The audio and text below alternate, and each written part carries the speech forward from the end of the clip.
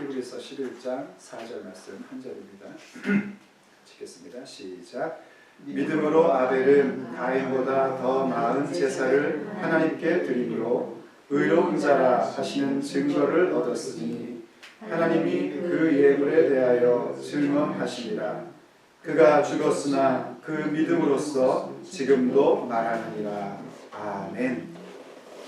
우리가 히브리서 11장을 통해서 믿음이 무엇이냐에 대한 답변을 함께 찾아가고 있습니다. 믿음이 뭐냐 하는 것에 대한 답변을 찾는 것이 참 중요합니다. 무엇을 믿느냐 하는 것을 아는 것도 굉장히 중요하고요. 또 동시에 믿는 게 뭐냐 하는 것을 아는 것도 굉장히 중요한 부분입니다. 무엇을 믿느냐 하는 것은 우리가 그동안 히브리서 1장부터 많은 이야기들을 나눴었고요. 이제 10장, 11장 들어오면서 도대체 믿는 게 뭔가 하는 부분들을 함께 생각을 해보는 것이죠. 믿는 게 뭐냐에 대한 답변에 따라서 때로는 우리가 자기 신념에 빠질 수도 있고요. 또 혹은 하나님을 경외하는 신앙으로 갈 수도 있습니다. 자기 신념도 결코 나쁜 것만은 아닙니다. 자기 신념은 분명히 우리의 인생을 살아가는 데에 많은 도움을 줄 겁니다. 신념이 강한 사람들은 자기가 계획한 일들을 반드시 이룰 것이고, 또 신념이 강한 사람들은 어떤 어려운 상황 속에서도 그것을 극복하는 힘이 있을 것임에 틀림없습니다. 그러나 중요한 건 뭐냐면 자기 신념은 결단코 영원에 잇대어지지 않는다는 점입니다. 무엇을 믿느냐를 잘못 해석을 하면 신앙생활을 한다고 했는데 결국은 자기 신념에 불과해서 육체의 삶은 조금 더 나은 혜택을 받을지 모르지만 영원과는 상관없는 사람이 되는 경우들을 우린 참 많이 봅니다. 하나님을 경외하는 그 믿음, 그것이 우리가 믿는 바에 대한 중요한 부분인데, 하나님을 경외하는 믿음은 우리의 인생의 자기 신념이 아니라 내가 과연 하나님 앞에서 어떤 삶을 선택해야 되고 어떤 방향을 가야 하는가 하는 부분을 가르쳐 주는 게 하나님을 경외하는 믿음입니다. 그리고 그것은 고스란히 우리의 육체의 삶을 영원한 승리, 영원한 안식으로 이어가게끔 하는 것이죠. 그래서 믿음이 뭐냐 하는 것에 대한 질문을 우리는 계속해서 가져야 하고, 또 그것에 대한 바른 답변을 가질 수 있어야지 됩니다. 믿음이 무엇인가에 대한 기본적인 생각을 우리가 지난번에도 함께 얘기했었는데요. 이것은 아무리 우리가 강조하고 되새겨도 지나치지 않은 부분입니다. 믿음이라는 것은 근본적으로 하나님과 우리 사이에 맺어진 언약적 관계를 설명하는 것이 믿음입니다. 하나님과 나 사이에 맺어진 언약적 관계, 그 관계를 설명함이 믿음이에요. 그래서 믿음이라는 이 단어를 성경 언어에서 해석을 하면 신실, 충성, 그리고 우리가 말하는 믿음, 이렇게 세 가지로 번역을 할 수 있는데, 하나님의 신실하심이 우리 주 예수 그리스도의 은혜 가운데에 하나님 다루심으로 나타났습니다. 그게 신실함입니다. 그래서 그 신실함으로 우리들이 하나님 앞에 충성할 수 있는 존재로 이르게 된 것입니다. 그래서 이렇게 하나님의 신실함이 예수 그리스도의 사역과 예수 그리스도의 복음 가운데 나타났고, 그것으로 인하여 우리가 하나님 앞에 충성됨을 나타낼 수 있는 그런 관계가 형성되므로 우리에게는 믿음이라는 것이 주어지게 된 것이죠.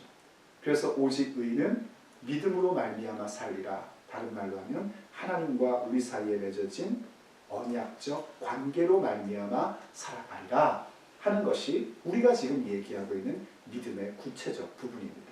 가장 근본적인 부분입니다.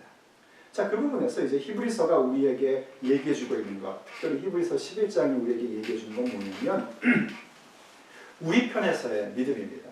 물론 전적으로 100% 우리 믿음만을 얘기하는 것은 아닙니다. 여기에 앞으로 우리가 계속해서 보게 될 믿음으로 하는 얘기 속에는 하나님의 신실하심이 전제되어 있습니다. 그리고 또 하나님의 신실하심 때문에 그들이 충성됨을 가질 수 있었고, 또 이 믿음의 전당 가운데 들어올 수 있었다 하는 것을 우리는 볼 수 있습니다. 그럼에도 불구하고 그 모든 부분에 있어서 많은 퍼센테이지는 우리의 믿음이 무엇이냐 하는 것을 얘기해 줬는데, 히브리서 11장 1절이 크게 선언으로 시작을 했죠. 믿음은 바라는 것들의 실상이요 보이지 않는 것들의 증거니라고 얘기했습니다. 믿음이 뭔가 우리가 바라는 것, 근데 그 바라는 건 뭐냐면 보이지 않는 것들을 우리는 바라고 있단 말입니다. 육체의 삶에 보이는 것을 바라는 것이 아니라 보이지 않는 것을 소망하는 사람들이에요. 그러한 사람들의 우리가 갖고 있는 그러한 소망이 뭐냐 할 때에 히브리서의 문맥에서 얘기하고 있는 것은 예수님의 다시 오심이고, 그리고 우리에게 주어져 있는 더 낫고 영구한 소유, 곧 우리의 본향 천국과 그 천국에서 우리에게 하나님이 예비하신 모든 것들을 말하는 것입니다. 그러한 것들이 우리의 인생에 실제로 아직 나타나진 않았습니다. 예수님 다시 아직 안 오셨고요. 그리고 우리가 아직 본향에 들어가지 않았습니다. 그럼에도 불구하고 이것이 증거로서, 실존으로서 나타나는 건 뭐냐면, 비유컨대 부동산의 권리 증서와 같은 그 실제로 우리에게 나타나 있다는 것입니다. 부동산의 등기 권리가 어떤 그 물건 실제를 보여주는 것이 아니고 그것이 우리의 것임을 나타내는 증서인 것처럼, 우리의 믿음이라는 것은 뭐냐면 우리에게 나타날 예수 그리스도의 재림, 그리고 우리가 가야 할 우리의 본향에서 얻게 되는 그 놀라운 소유, 이 모든 것들이 보이지 않는 것이지만 우리 속에 간절히 바라는 소망이 되고, 그 소망에 대한 실제적 증서로서 나타나 있는 것이 믿음이란 말입니다. 그리고 그러한 믿음은 우리만 갖고 산 것이 아니라 믿음의 선진들이, 우리의 조상들이 그것을 가지고 있었고, 그 믿음으로 증거를 얻으며 자신의 삶을 일구어 나갔다는 것이죠. 그래서 이제 오늘 본문부터 뭘 얘기하냐면 그 믿음의 선진들에 대한 내용들을 자세하게 이야기를 해주려고 하는 것입니다. 그 첫 번째로 우리에게 소개해 주는 사람이 누구냐면 바로 아벨이라는 사람입니다. 아벨, 그는 믿음으로, 아벨은 가인보다 더 나은 제사를 하나님께 드림으로 의로운 자라 하시는 증언을 얻었으니 하는 얘기를 시작을 합니다. 여기 믿음으로라는 말 역시 앞에서 말씀드렸던 것처럼 하나님과 우리 사이의 관계를 얘기하는 것이지만 1차적으로 우리의 믿음, 우리가 하나님 앞에 보이는 믿음이 뭐냐 하는 것을 얘기하는 것이죠. 그래서 결국 우리가 보이지 않는 그 예수님의 재림과 천국의 본향에 대한 부분들을 우리의 삶의 믿음의 모습으로 마치 증서처럼 갖게 되는 현상이 뭐냐면 아벨이 드렸던 것 같은 제사, 곧 예배의 삶입니다. 우리가 예배한다는 것이 뭔가? 우리의 예배는 바로 우리가 보이지 않는, 그리고 영원히 바라고 있는 그 모든 것들이 오늘 우리의 삶의 증서처럼 나타나는 현상이 예배입니다. 창세기 아벨의 제사에 대한 부분들을 얘기하면서 우리가 믿음으로 살아간다는 것, 우리의 믿음이 무엇이냐 할 때 그 구체성을 설명해 달라. 뭐 하나님과 우리 사이의 바른 관계라는 거 이제 알겠어요. 뭐 그게 하나님의 신실하심이고 우리의 충성이고 그것이 합쳐져서 믿음이라는 관계가 생겨지고 그것으로 인하여 예수님의 새 언약적 관계가 우리에게 이루어졌다 하는 거 알겠습니다. 이러한 개념은 알겠어요. 근데 그 개념을 가지고 구체적으로 우리의 믿음의 확신과 증거는 과연 뭡니까? 하는 그 질문 속에 히브리서가 첫 번째로 답하는 건 뭐냐면 예배라는 겁니다. 그 예배가 우리의 믿음이라는 것이죠. 그러면서 그 예배에 대한 것을요, 그 예배에 대한 구체적 설명이 많은 시편이라든지 혹은 레위기라든지 이런 데에서 어떤 인용이나 혹은 예제를 가져오지 않고 이 히브리서 기자가 창세기에 있는 첫 번째 제사였던 가인과 아벨의 제사를 가지고 옵니다. 그러면서 이제 아벨의 제사가 얼마나 훌륭했던가, 그것이 정말 믿음으로 드렸던 예배다라고 얘기를 하는데, 이걸 가지고 우리가 좀 우리의 예배가 어떠해야 하느냐 하는 부분을 생각해야 되고, 믿음으로 드리는 예배는 과연 무엇인가 하는 부분을 함께 묵상해 보아야 합니다. 그래서 창세기를 좀 이해를 해야 되는데요. 사실 창세기라는 책은 쉽고도 어려운 책입니다. 특별히 창세기 1장부터 11장까지는요. 모세 오경의 서론이라고 얘기할 수 있는 내용이고요. 굉장히 상징적인 이야기들입니다. 이게 본래 1차 독자들에게는 전혀 어려운 얘기가 아닙니다. 왜 서냐면 창세기 1장부터 11장까지, 물론 창세기 전체가 다 그런 내용이지만 특별히 1장부터 11장까지는 더욱더 무엇을 강조해주고 있는 거냐면 그 당시 1차 독자들이 갖고 있던 왜곡되어 있는 세계관, 삐뚤어진 가치관을 교정해 주는 것이 목적이었습니다. 그래서 창세기 1장부터 11장의 내용을 현대 독자의 입장에서 해석해 나가고 그것에 대하여 우리의 궁금한 것에 대하여 그곳에서 뭔가를 찾아내려고 하면은 창세기를 읽는 데에 큰 실패를 갖게 됩니다. 창세기가 우리에게 주고자 하는 것은 어떤 디테일한 설명들을 자세하게 해주고 싶은 것이 아니었습니다.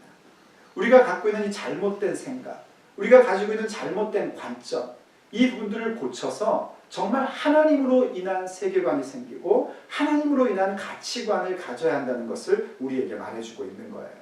그러한 의미 속에서 아담과 하와가 가인과 아벨을 낳았다라고 얘기하죠. 그래서 현대 관점에서는 뭘 자꾸 묻죠? 애들이 맨날 묻는 거. 그럼 목사님 가인과 아벨은 누구랑 결혼했어요? 이런 거 물어요. 몰라요. 우리가 잘해야 되는 게 뭐냐면 그냥 모르는 건 모른다고 얘기하는 걸 잘해야지 됩니다.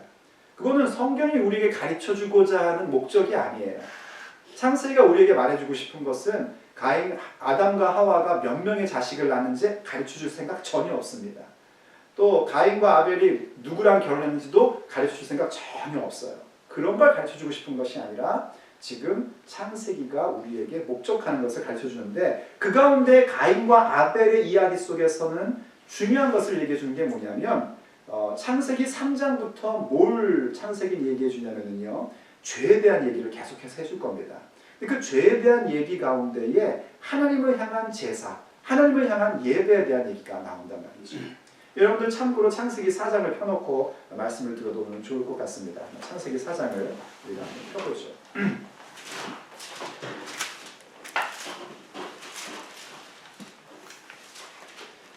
창세기 4장의 이제 내용을 여러분들 눈으로 보면서 들으시면은 아담과 하와가 가인을 낳아 아벨을 낳았대요. 가인이 먼저이고 아벨이 나중이죠. 그래서 2절을 보면 가인의 아우 아벨은 양치는 자였고 가인은 농사하는 자였다 합니다. 그래서 3절에 보니까 세월이 지난 후에 가인은 땅의 소산으로 제물을 삼아 여호와께 드렸고 아벨은 자기도 양의 첫 새끼와 그 기름으로 드렸더니 여호와께서 아벨과 그 제물은 받으셨는데 가인과 그의 제물은 받지 아니하셨대요. 그래서 가인이 몹시 분해서 안색이 변했다라는 내용을 얘기해 줍니다.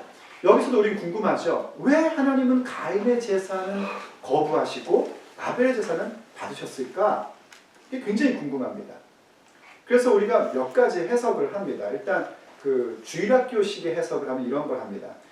아벨이 먼저 하나님 앞에 제사를 드리고 싶어서 이렇게 제사를 드렸는데 가인이 농사가 풍년이 들었는데 아벨이 제사를 드리네? 나도 해야지? 하고 샘내서 드렸어 하고 얘기를 합니다. 아들이 이럴 때 그렇구나, 샘내면 안 되겠구나 하는 교훈이 오겠죠. 하지만 지금 이 본문이 얘기해 주는 내용은 아니죠. 왜냐하면 가인이 먼저 얘기했지 않습니까? 가인이 제사했다 그러고 아벨도 제사했다라고 얘기하니까 그런 내용 아닙니다.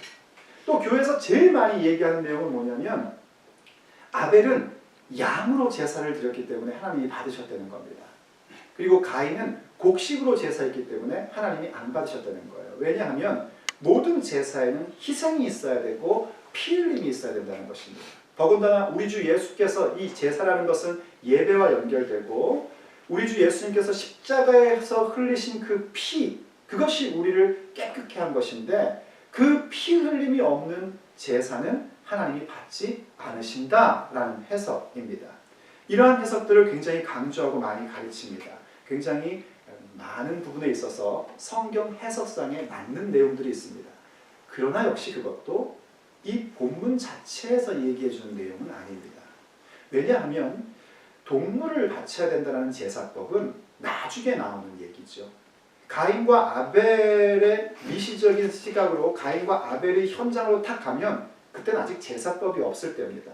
그냥 자기들이 하나님께 드리고 싶은 뭔가를 가지고 하나님께 나아가는 거였거든요. 그래서 거기서 제물의 어떤 그 양이었냐 곡식이었냐 때문에 하나님이 제사를 받고 안 받았다라고 생각하면 그건 조금 문제가 됩니다.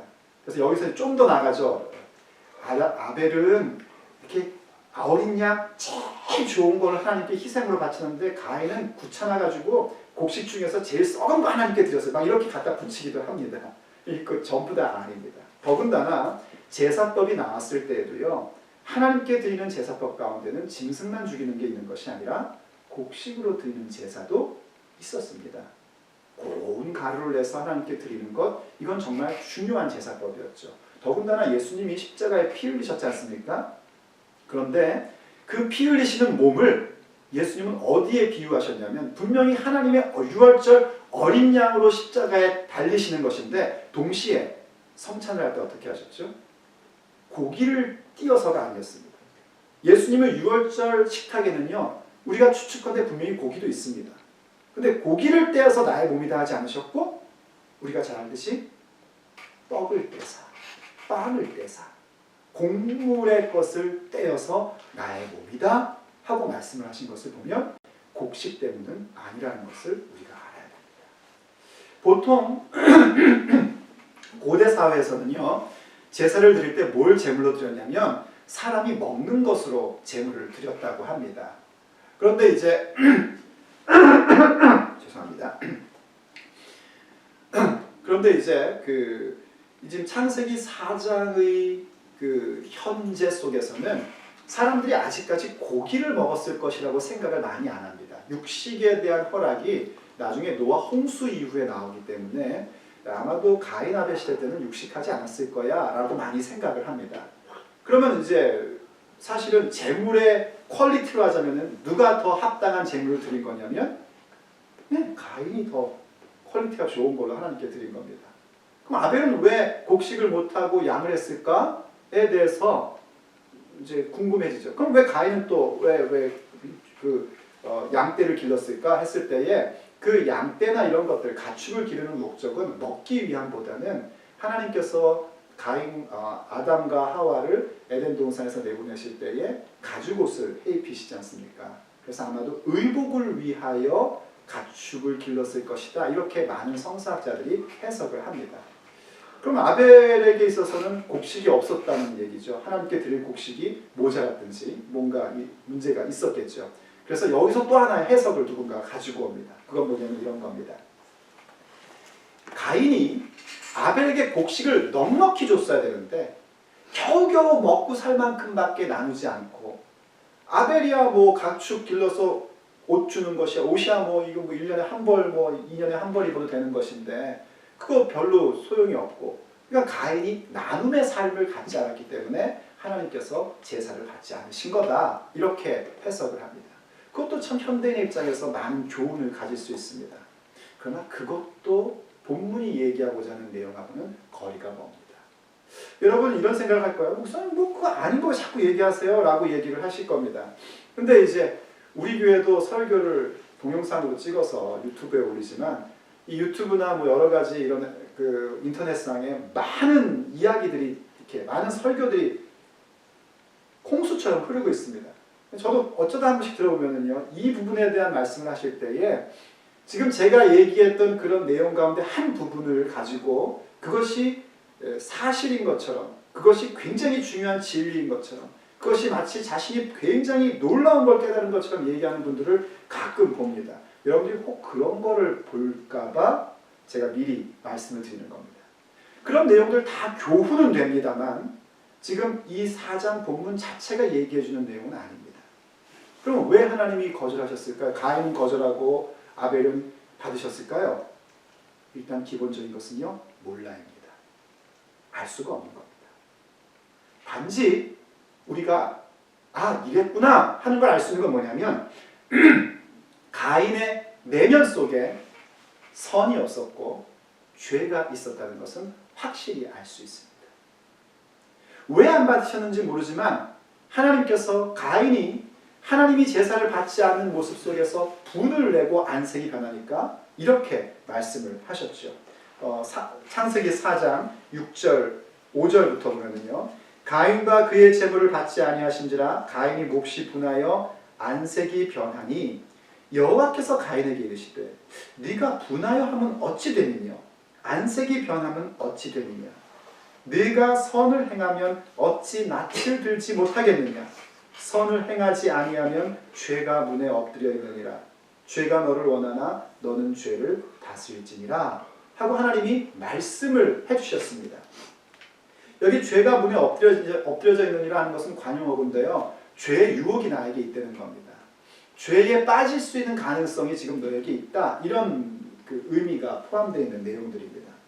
그러므로 가인 내면에 무엇이 문제였는가? 뭔지는 우리에게 얘기하지 않아요. 왜냐하면 창세기는 이 가인이 어떤 나쁜 마음을 가졌는지를 얘기하는 게 목적이 아니고요. 죄라는 것이 무엇인지를 얘기해 주는 것이거든요.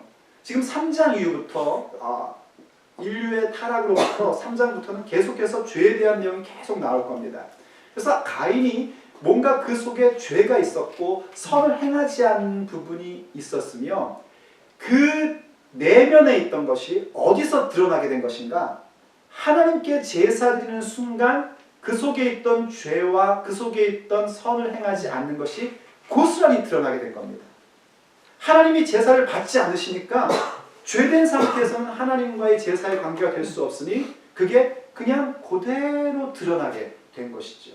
그럼 이제 어떻게 해야 됩니까? 하나님이 말씀하신 건 그겁니다. 지금 하나님께 제사를 드릴 때 하나님이 제사를 받으시는 것은 하나님께서 기뻐하시는 일입니다. 하나님은요, 우리가 예배하는 것을 너무너무나 기뻐하십니다. 심지어 성경은요, 하나님은 우리에게 찬송받기 위해 우리를 지으셨다고 말씀하신 만큼 우리의 찬양과 예배를 받으시는 것을 기뻐하시는 분이에요. 그러니까 예배 안 드리는 사람들은 일단 논외로 두고요. 예배하는 자로서 나왔는데 지금 이게 예배가 되지 않는다. 하나님께서 나의 예배를 받지 않으신다 하는 부분이 나온다면 이건 지금 누구의 문제냐면 하나님의 문제가 아니라 나의 내면에 죄와 선을 행하지 않는 부분이 있다는 문제라는 것을 알아야 된단 말입니다. 근데 우린 그걸 알지 못하고 어떻게 하죠? 분한 겁니다. 그냥 분해요. 안색이 변해요. 그래서 무슨 일까지 저지르냐면은 가인이 했던 것처럼 자기의 형제 아벨을 죽입니다. 네가 없으면 내 예배가 될 것 같다라고 생각을 하는 것이죠. 하나님께서 그래서 그런 가인의 죄에 대한 마음, 가인의 내면을 아시니까 어떻게 하시냐면은 보이지 않는 음성, 그 말씀으로 지금 가인의 문제가 뭔지를 가르쳐 주시는 겁니다. 야, 네 왜 안색이 변하냐? 지금 안색 변할 때가 아니다. 네가 선을 행하지 않기 때문 아니냐? 네 속에 죄가 있다. 하지만 너는 어떻게 하래요? 죄를 다스려라 하고 말씀해 주셨어요. 제가 누누이 강조하지만 하나님께서 말씀을 주실 때는 무엇까지 같이 주신다고요? 말씀을 행할 수 있는 능력도 같이 주십니다. 그럼 그 능력을 받고 이제 나의 죄에 문제가 있구나 하고 회개하며 하나님 앞에 다시금 그 깊고 친밀한 관계 속으로 들어가면 이제 하나님은 그 예배를 분명히 받으실 텐데 가인 그것을 하지 않은 겁니다. 그게 뭡니까? 그게 죄입니다. 예배를 참석하고 안 하고의 차원 정도가 아니고요. 예배를 드림에 있어서 하나님께서 나에게 모든 것을 드러나게 하는 현상들을 우리는 발견을 합니다. 가인의 모든 것이 드러났던 것처럼 우리가 예배 자리에 나오면요 모든 것이 다 드러납니다. 모든 게 다 드러납니다. 정말 나에게 선이 없고 죄만 있다는 것을 우리가 알게 됩니다. 찬양하는 가운데 알게 되고 기도하는 가운데 알게 되고 말씀을 듣는 가운데 하나님이 낱낱이 지적을 해주십니다. 그럼 그때 우리가 정말 예배하는 자세를 가진다는 건 뭔가? 낱낱이 드러나는 것 때문에 두려워하거나 염려하는 것이 아니라 오히려 낱낱이 드러났기에 우리에게 이미 주신 우리가 무엇을 믿는가에 대한 내용을 따라 예수 그리스도의 피로써 죄 씻음을 받고 대제사장 되신 예수 그리스도를 따라가 하나님의 은혜의 보좌 앞에 나아가는 자가 되어야 하는 겁니다. 그렇게 함으로써 우리는 무엇을 갖게 되냐면 우리의 모든 죄가 드러나고 우리의 허물이 드러남으로 인하여 깨끗함을 입어 하나님과 우리 사이에 더욱더 깊고 친밀한 관계, 그 누구도 끊을 수 없는 관계로 확실하게 들어가게 되는 겁니다. 그게 믿음으로입니다. 가인을 지적한 그 내용을 빗대어 아벨의 제사를 볼진데 왜 아벨의 제사가 믿음으로인가? 그 이유는 가인과 다르게 아벨은 자기의 모든 드러난 것들을 회개하며 하나님과의 깊고 친밀한 관계로 들어가는 그 일을 위하여 제사하였기에 하나님께서 그 예배는 받으셨고 가인은 하나님과의 깊고 친밀한 관계에 상관없이 그냥 제사를 드렸기에 하나님이 그 제사를 안 받으시며 너의 모습을 살펴보라고 너는 지금 회개하고 변화되어야 한다고 말씀해 주신 것이죠. 그래서 믿음으로 아벨이 제사를 드렸을 때에 그 제사가 하나님께서 기쁘게 받으신 거랍니다. 어떤 예물을 내놨느냐가 아니라 히브리서가 하는 얘기는 아벨의 제사가 더 나았던 것은, 아벨의 제사가 더욱더 하나님께 합당했던 것은 그가 믿음으로 하나님과의 깊고 친밀한 관계로 들어가는 그 과정으로 예배하였기에 하나님이 그 예배를 기쁘게 받으셨다는 겁니다. 여러분, 우리도 정말 예배의 이 중요함을 잊지 말아야 됩니다. 예배하면은요, 거듭 말씀드리지만 마음에 은혜가 있고 감사가 있고 감격도 있지만 때때로는 우리의 죄된 부분이 드러나는 것들은 사실이지 않습니까? 그걸 여러분 염려하지 마십시오. 그것은 주께서 우리를 죽이시려고 드러나게 하는 것이 아니라 살리시려고 드러나게 하시는 겁니다. 주의 말씀은 좌우에 날선 어떤 검보다도 예리해서 우리의 보이지 않는 모든 것들을 다 쪼개어 보이게 한다고 히브리서는 우리에게 얘기해 주지 않습니까? 왜 보이게 하십니까? 고치시고 깨끗게 하시고 완전하게 하시고자 그 모든 것을 드러나게 하신 것입니다. 그래서 우리가 이렇게 주님 앞에 예배하는 것이죠. 그렇게 예배할 때에 그 예배는 어떤 것을 우리에게 주냐면 하나님의 선한 말씀과 내세의 능력을 우리가 이 땅 가운데서 맛보게끔 만들어주는 겁니다. 그게 우리에게 주어진 놀라운 은총이죠. 그리고 우리의 믿음은 바로 그 예배하는 모습 가운데서 나타나게 되는 겁니다. 자, 그런데 여기에 말입니다. 한 가지 다짐해야 할 부분이 있습니다. 하나님을 기쁘시게 하는 예배, 하나님께서 받으시는 예배, 그 하나님과의 깊고도 친밀한 다른 어떤 것이 끊을 수 없는 관계인 그 예배를 드림에 있어서 우리가 다짐해야 될 것은 그런 예배를 드림에 있어 나는 그 어떤 것과도 이 예배를 바꿀 수 없다는 다짐을 해야 됩니다. 심지어 그것이 나의 목숨이 될지라도 말입니다. 아벨의 입장에서 얘기하면요, 아벨은 예배하면 잘 드리고 어떻게 됐죠? 어떤 분들은 그런 얘기 많이 하잖아요. 한 번 예배 성공하면 인생이 성공한다. 그때 성공은 제가 생각하는 성공은 좀 다른 것 같아요. 제가 생각하는 성공은 천국인데 그때의 성공은 보통 이 육체의 삶에서 뭔가를 많이 갖는 걸로 생각하는 것 같아요. 그렇게 얘기했는데 아벨을 보니까 어떻습니까? 예배 한 번 성공했다가 죽었어요. 목숨을 잃은 겁니다. 우리가 정말 하나님 앞에 믿음으로 드리는 예배를 원한다면요, 이 각오는 하고 있어야지 됩니다. 물론 그저 우리가 예배드리는 이 거룩한 자리, 우리의 거룩한 시간 가운데 가증한 것이 함께 세워지는 그런 예배는 그런 생각할 필요 없습니다. 거룩한 자리에 가증한 것이 세워진 채로 드리는 예배, 하나님께서 전혀 받으시지 않는 예배, 하나님에 대한 얘기는 하고 노래도 부르고 말도 하는데 하나님은 전혀 그 받지 않으신 그런 예배, 그리고 사람들은 그런 것을 더욱더 세련된 예배라고 하고 현대 감각에 맞다고 얘기를 하고 참 사람들이 마음이 넉넉하다고 얘기하는 그런 예배, 그런 거 하려면은 별로 그렇게 우리는 신경 쓸 거 없습니다. 그냥 하면 됩니다. 그럼 다 좋은 게 좋습니다.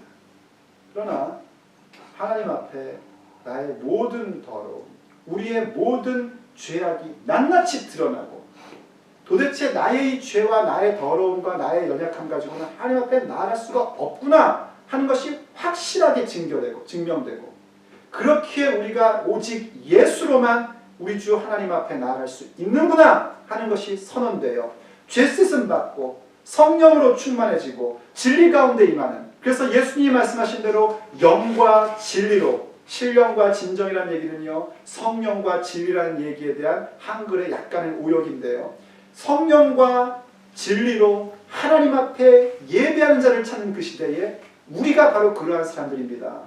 우리의 인생에 가증한 것들은 다 무너뜨리고 오직 삼위일체 하나님만이 높여지며 우리가 하나님의 자녀임을 선언하는 예배를 드립니다 하는 각오로 나갈 때는 적어도 내가 목숨같이 여기는 것들도 잃어버릴 수 있는, 그것과 절대 바꿀 수 없다는 그런 다짐이 우리 요청됩니다.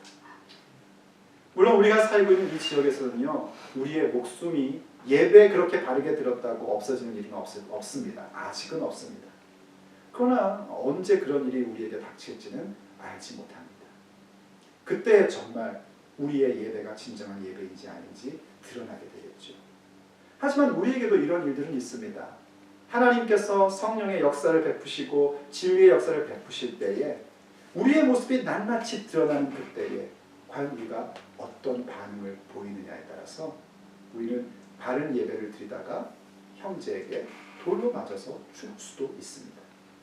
그 부분을 다짐하지 않고는 우린 정말 하나님이 기뻐하는 예배를 드릴 수가 없습니다. 그 다짐 드릴 수 있어야지 됩니다. 한국 교회사를 봐도 그런 일들은 분명히 있었습니다. 아벨뿐만이 아니라 한국의 교회사 속에서도 일제강점기 때의 신사 참배에 대한 부분들을 국가 의례로 섬기고 모든 교회들과 교단들이 그것을 인정할 때에 그것을 인정하지 않고 이것은 우상 숭배다. 이건 하나님 앞에 예배드린 자리 가운데 가증한 것이 서는 것이다. 왜냐하면 여러분 신사라는 건 여러분 뭔지 아시잖아요. 일본의 우상 숭배하는 일입니다. 그거를 예배당에 세워야 됐었어요. 그래서 예배를 드리기 전에 신사를 향하여 절을 하고 그리고 예배를 드려야 되는 겁니다.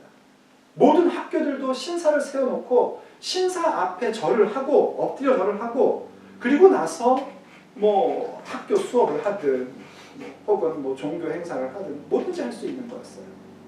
그래서 타협하는 가운데에 교회가 신사 참배는 이것은 신을 위한 것이 아니라 국가의 의례다라고 선언을 했습니다. 뭐 장로교, 감리교 할 것 없고요. 뭐 카톨릭 할 것도 없고요. 뭐 전부 다 그렇게 했었습니다. 근데 그 가운데 거절했던 교단들은요. 아예 폐쇄를 당합니다.